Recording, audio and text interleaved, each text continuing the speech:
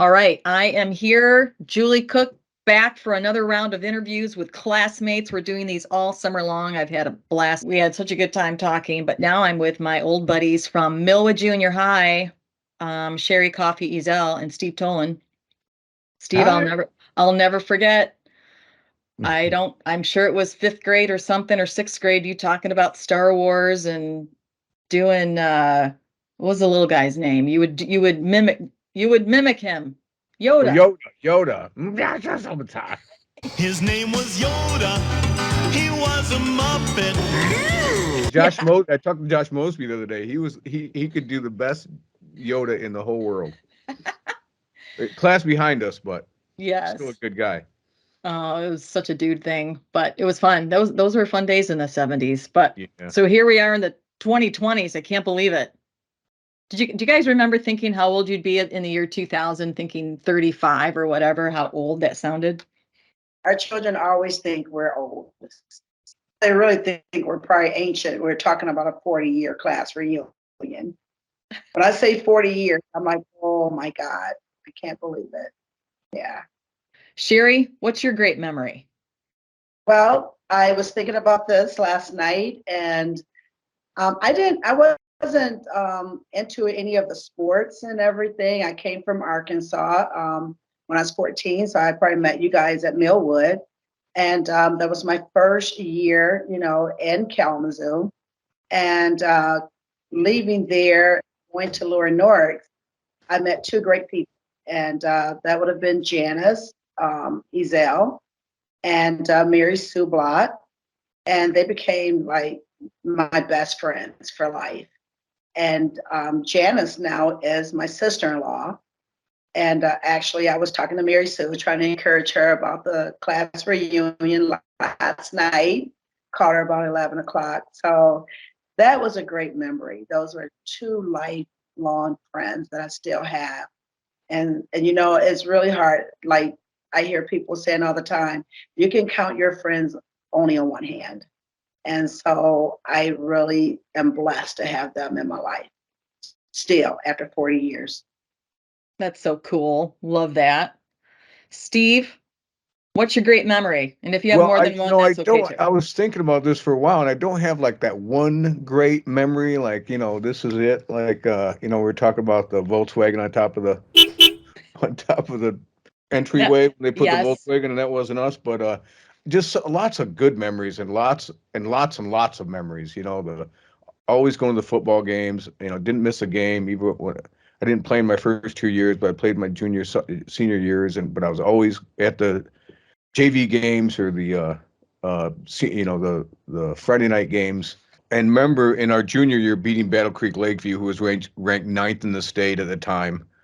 Me and Kramer skipping Mr. Smith's British Lit class and going to Mr. Pizza. Those were good times. Danny Kramer and Eric Hauker were going to be there. Here's a funny story about Danny Kramer. Somebody sent me his yearbook anonymously. No doubt, just like, please return this to Danny Kramer. Did you guys ever go to Mr. Donuts during the day? Oh yeah. Donuts. All right, Sherry. Now, who was your favorite teacher? Actually, I had two favorite teachers. The one was Mr. Peterson, and he was our government teacher at Laura Norks.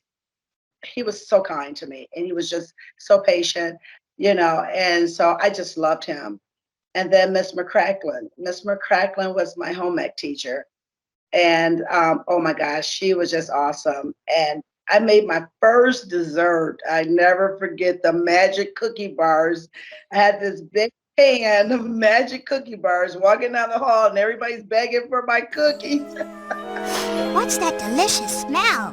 Cookies! So we'd be in there after school just baking cookies after cookies. And they were all from scratch, and we would help her after school doing that. So those two were my favorite teachers.